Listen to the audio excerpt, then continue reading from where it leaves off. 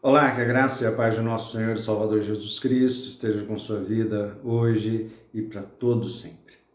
É muito bom saber que podemos ter este tempo e essa oportunidade de estarmos na presença de Deus, embora separados, embora cada um em sua casa, cada um dentro do reservado da sua vida, poder, nesta hora, parar um pouco e pensar nas coisas que o Senhor tem feito por nós. Pensar naquilo que o Senhor tem realizado em nosso meio.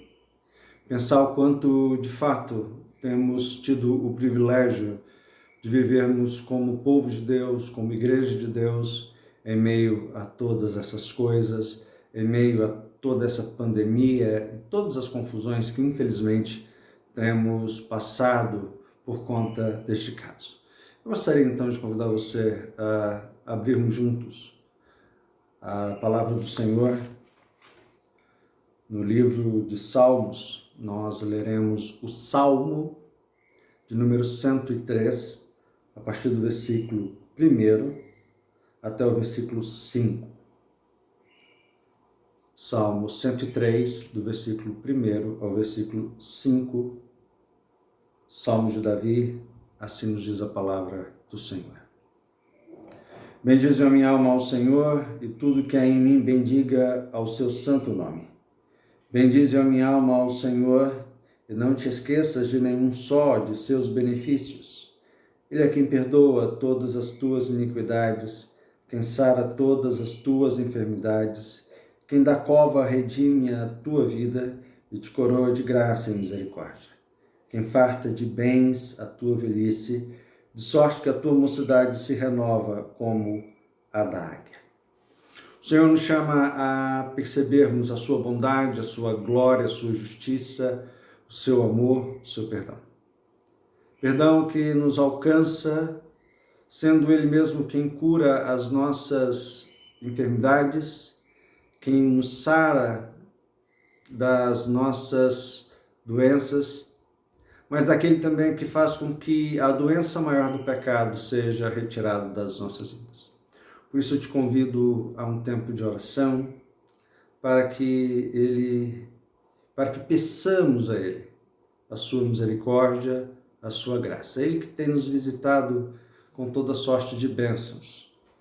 Que nós possamos glorificá-lo, mas nessa hora vamos confessar ao Senhor as nossas faltas. Abaixe sua cabeça, vamos orar.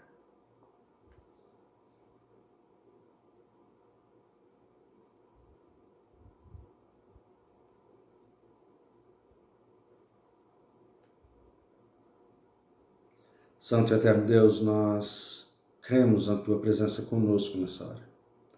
Reconhecemos, Deus, a nossa necessidade de Ti. Reconhecemos, Deus, que somos pecadores e carecemos da Tua misericórdia. Agora, Senhor, acolha as nossas orações, as orações dos Teus servos, Deus, que clamam a Tua misericórdia e o Teu perdão. Perdoa-nos, Deus, segundo a Tua multiforme graça, segundo, Deus, a Tua boa vontade, a fim de que possamos, Deus, perdoados e sustentados pelo Senhor, renovar nossa fé e esperança em Ti, renovar, Deus, o desejo de caminharmos para o Senhor e para a Tua glória. Sustenta, Senhor, a nossa vida, se nós choramos, em nome do Senhor Jesus. Amém. Bom, eu quero te convidar a abrir a sua Bíblia no livro de Filipenses, carta de Paulo aos Filipenses, capítulo 1, e esse vai ser o texto da nossa meditação.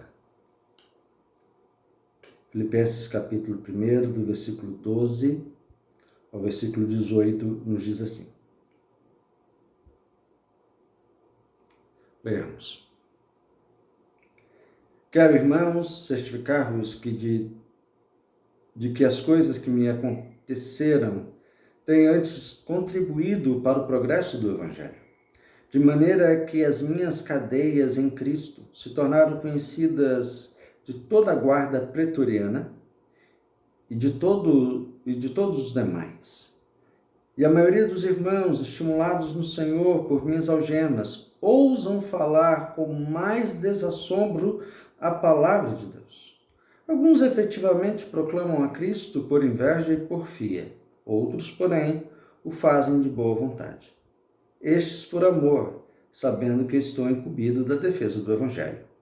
Aqueles, contudo, pregam a Cristo por discórdia, insinceramente, julgando suscitar tribulação às minhas cadeias. Todavia, que me importa? Uma vez que Cristo, de qualquer modo, está sendo pregado, quer por pretexto, quer por verdade, também com isto me regozijo, sim, sempre me regozijarei.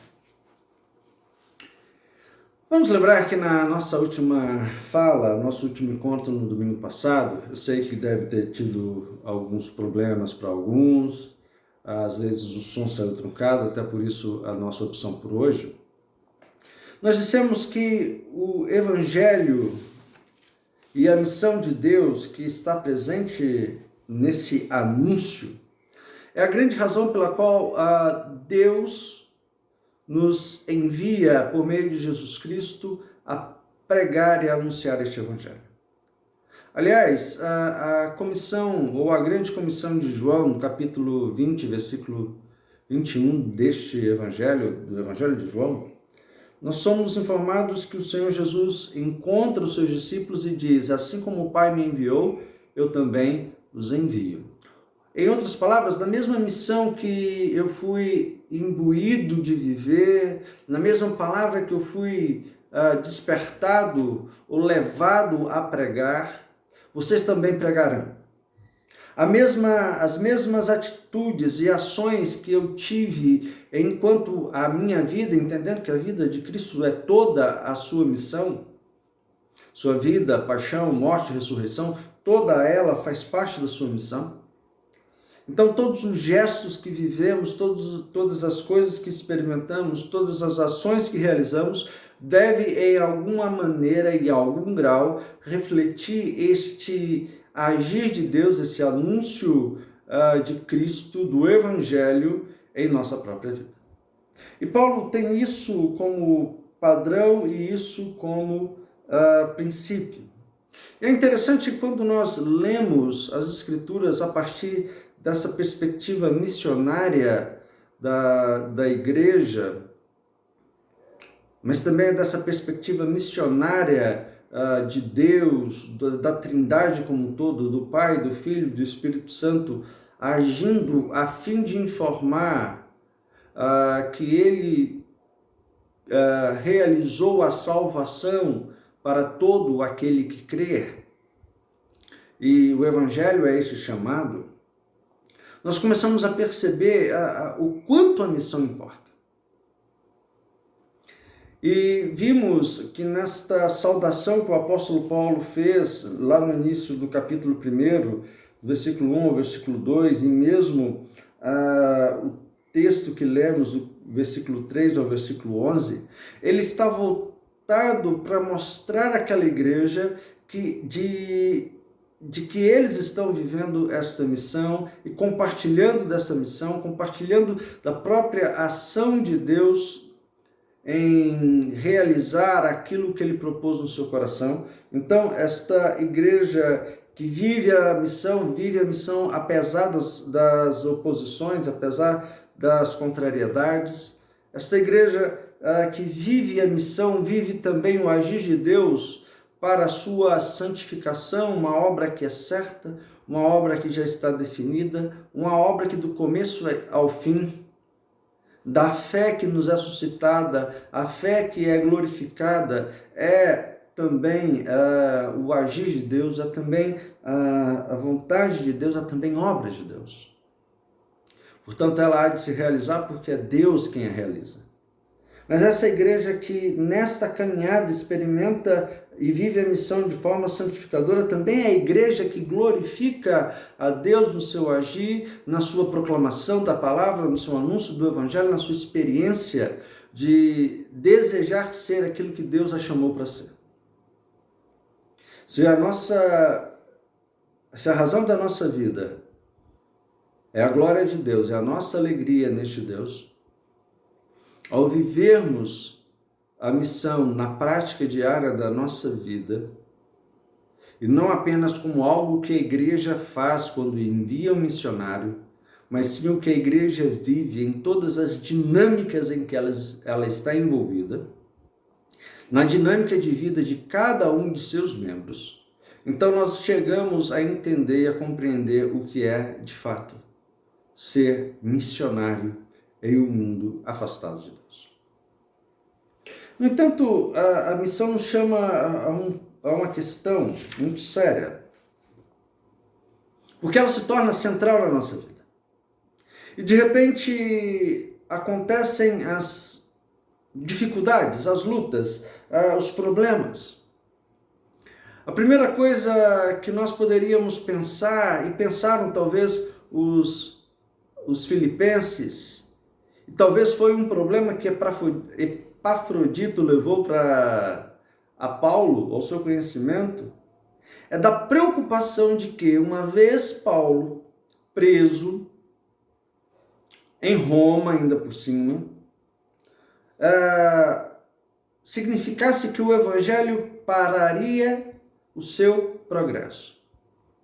Era de se pensar que a destruição, ou de alguma maneira a paralisação do trabalho missionário de Paulo, e claro, a gente precisa de lembrar que não era só Paulo que estava nesse processo, os demais apóstolos estavam envolvidos com a evangelização. A questão é que a igreja de Filipos era uma igreja de, digamos assim, de organização paulina, era quem estava ali, era o apóstolo que possivelmente eles estavam mais envolvidos. Então eles agem para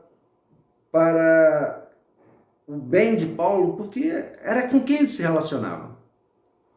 Então, para eles é possível que a prisão de Paulo significaria a paralisação do progresso missionário em alguma escala. E nós começamos a perceber que isso não é verdade.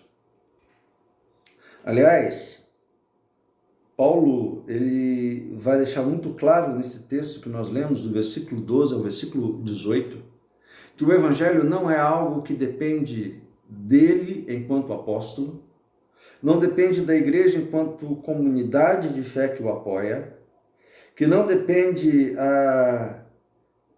particularmente de nenhum ser humano, mas ela é tão somente obra de Deus, e que Deus realiza por meio de pessoas como eu e você, como pessoas como o apóstolo Paulo, pessoas como os crentes de Filipos.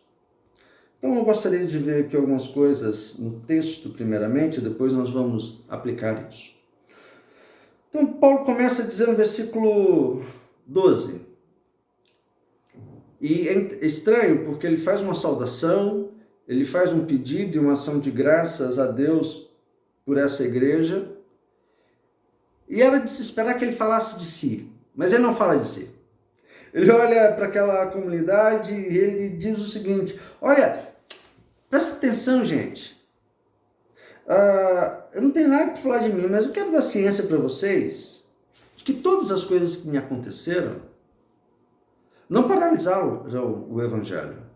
E tudo que tem me acontecido, nada disso fez com que o evangelho interrompesse o seu progresso. Antes, pelo contrário, tem contribuído para o seu progresso. Algo de se assustar. O pensamento e aparentemente o que significava uma derrota, Paulo preso, ou seja, o evangelho trancafiado em uma casa, mesmo alugada, mesmo com todas as possibilidades de Paulo receber pessoas, a ideia é que o evangelho está estanque, porque Paulo estava em movimento. Esse movimento não acontece mais. Ele está parado. E às vezes nós achamos que são as nossas ações que fazem com que o evangelho prospere, que a igreja avance, que o reino assuma o seu lugar na história. Não! É o próprio Deus. É o próprio dono da história, o Senhor da igreja, o dono do reino, que realiza isso, que faz com que isso aconteça. A história, o caminhar do evangelho na história do mundo não depende das nossas estratégias, dos nossos planejamentos. Parece que nós, às vezes, confiamos muito mais em nossas metodologias missionárias, em nossos projetos de igreja, em nossos planejamentos anuais de sociedades internas, do que no poder do Espírito Santo. Não que uma coisa seja mais importante, não que essas coisas não sejam importantes, elas são, mas não são elas que trazem o resultado. É o agir do poder de Deus, da vontade de Deus, do seu Espírito, que é a manifestação real de todas as suas potencialidades, é que faz com que a obra do Senhor avance. Paulo está estanque na sua casa, cercado de soldados, recebendo visitas, mas sempre vigiado. Ele estava com a guarda pretoriana. Isso significa então que ele estava como preso político.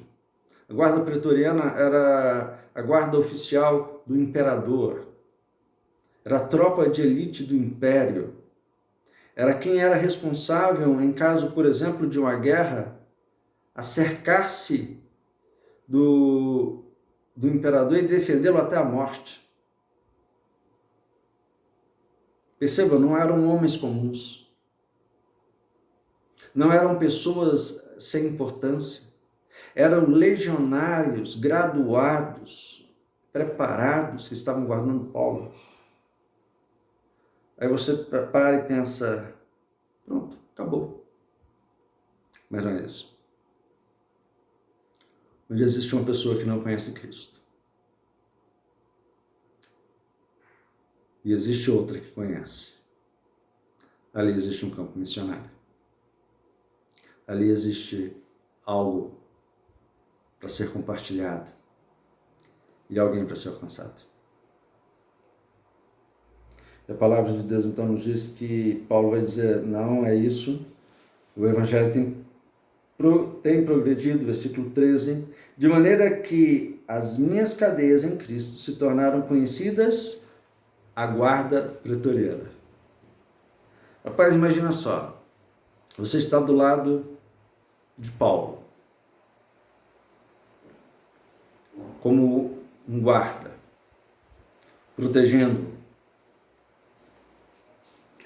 Primeira pergunta que você vai ter é, por que esse cara está aqui? Por que ele está aqui? O que esse homem representa de perigo? Vai chegar uma hora que você vai falar com ele. E ele diria, eu estou aqui por causa de Jesus. Quem é Jesus? Prato feito. Paulo começaria a mostrar quem é Jesus. E se o Espírito Santo agisse na vida e nas palavras de Paulo, e na vida do seu guarda, desse pretor, vidas eram salvas. Não é estranho que Paulo diga, todos os santos vos saúdam, num dos versículos finais da carta, do capítulo 4. Especialmente os da casa de César, isso é, aqueles que estão dentro da corte, também vos saúdam. Nós aprendemos aqui algo muito interessante. Não existem obstáculos para o agir de Deus na história, para a salvação de quem Ele quer e onde Ele quer.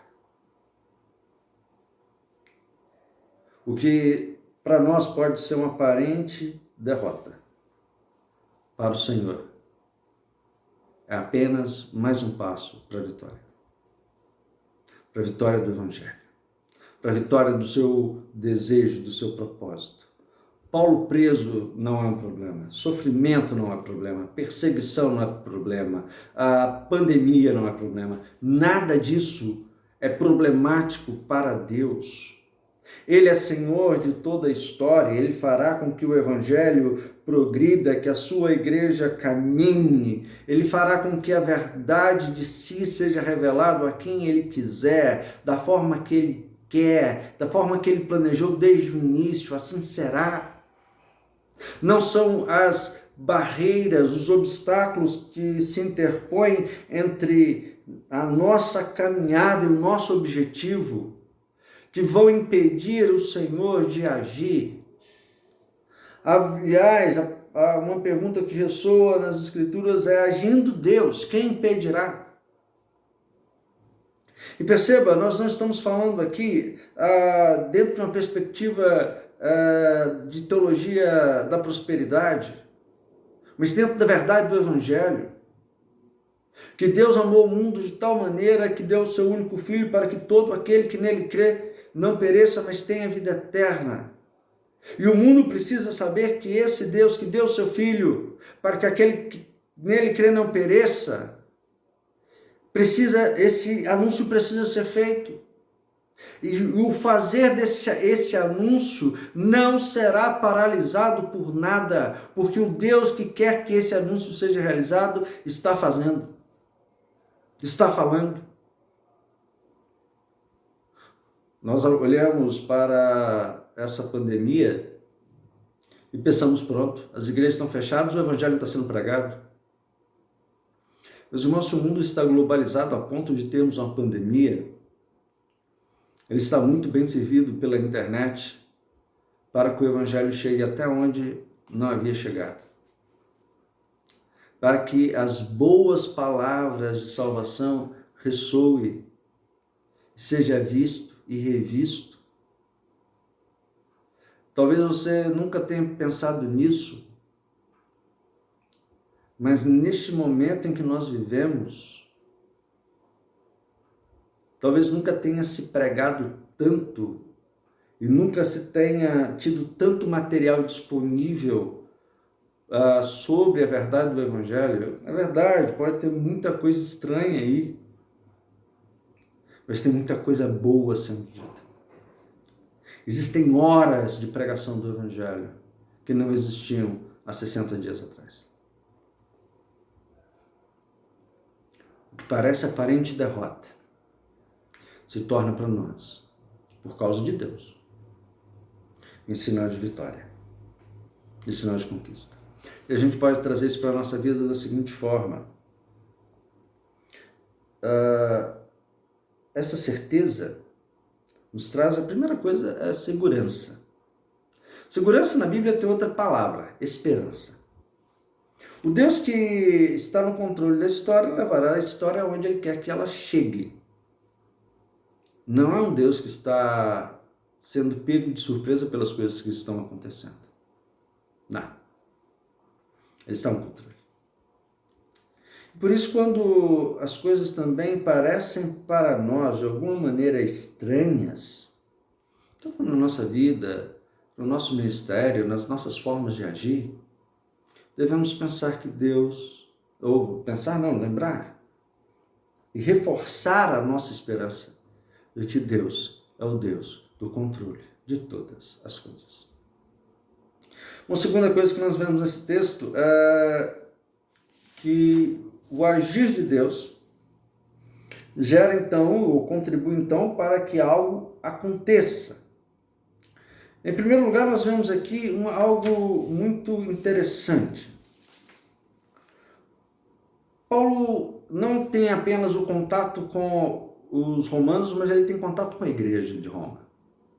Ele não tem apenas contato com os pretores, com os soldados, com os guardas, com gentios, mas ele também tem contato com a igreja. E esta é a primeira vez que Paulo parece não estar na relação judeus e gentios. Ele está numa relação onde ele lida ou com incrédulos ou com crentes. Ele então começa a agir de uma maneira diferente com a igreja que já existia em Roma muitos anos antes dele chegar ali. Aliás, muito tempo antes dele mesmo.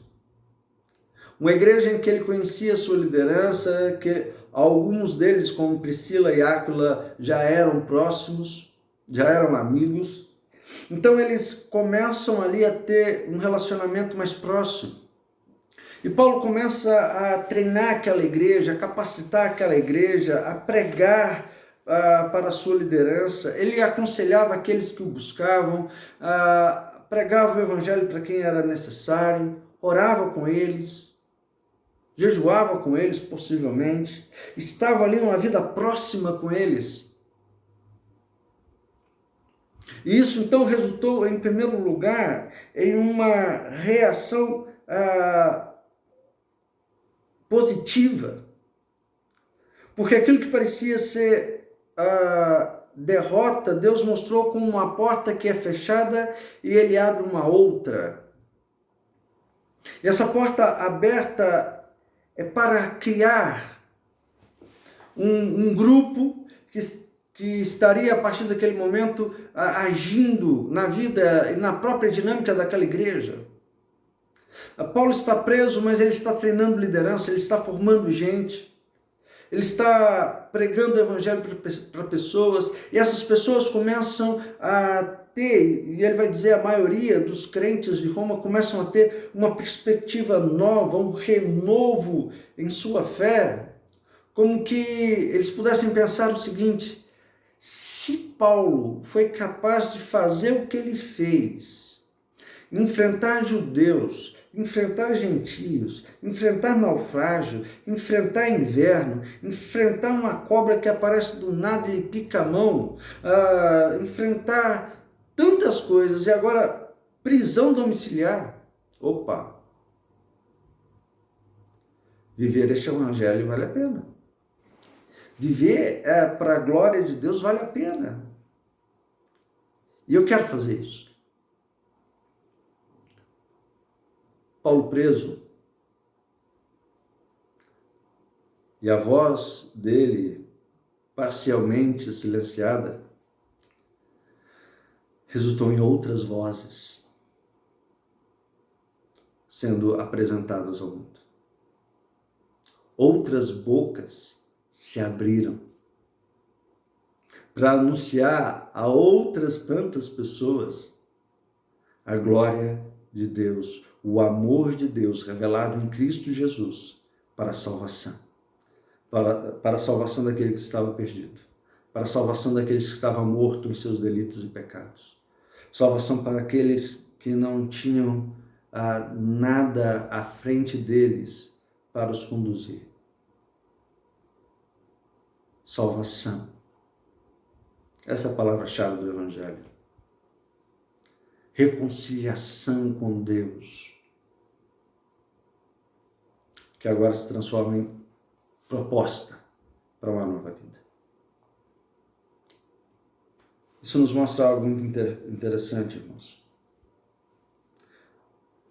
Desafios, problemas, situações adversas são sempre possibilidades oferecidas por Deus para nós, para fazermos com que a sua verdade seja dita, onde Ele quer que seja dita.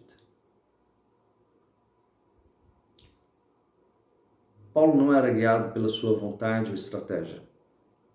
Sabemos disso, lemos sobre isso. Não foram raras as vezes que Deus disse, vem para cá e não vá para lá. Aliás, Filipos, a igreja dos filipenses, é um exemplo disso. Passa a Macedônia e socorra-nos ou ajuda-nos. O plano de Paulo era ir para um lado, ele foi para o outro. O plano de Paulo era rodar a Ásia, ele foi para a Europa. Isso, irmãos, é importante para nós. Desafios são oportunidades. Oportunidades de Deus para termos ou manifestarmos o seu poder, a sua glória, anunciarmos o seu amor, a sua justiça, o seu evangelho salvador, onde Ele quer que seja anunciado. Portas que são fechadas são portas que são sinais de que outras portas estão sendo abertas por Deus, que nos direciona na história para alcançarmos aqueles a quem Ele quer, do jeito que Ele quer, não como nós queremos. Então perceba, é Paulo alcançando o pretório, oficiais crentes dentro da guarda romana, próximo ao Senado, ao imperador, à família imperial, a outras tantas pessoas. E essa influência vai crescendo, e é isso que Jesus nos mostra na sua parábola do fermento. Começa pequeno, mas vai se expandindo. Essa influência que estimula a liderança da igreja, estimula os crentes, os irmãos de Roma a anunciar o evangelho. São novas pessoas anunciando a outras pessoas o evangelho. A dinâmica do próprio evangelho é de aumento, de crescente. Eu vou usar uma palavra de contaminação, uma palavra que a gente tem ouvido muito, mas que pode ser usada de forma positiva, algo que é contagiante. O evangelho deve ser contagiante, envolvendo pessoas que se envolvem com Cristo por meio do seu testemunho, por meio do nosso anúncio, por meio da nossa pregação com palavras de vida. Porém, nem tudo são flores.